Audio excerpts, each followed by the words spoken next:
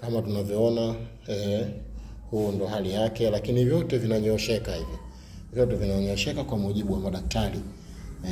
Vyote vinanyosheka hivi, vinakaa sawa sawa kabisa bila shida aina yoyote. Kama unavyoona hii ndo hali ya Bi Khairati iko hivi.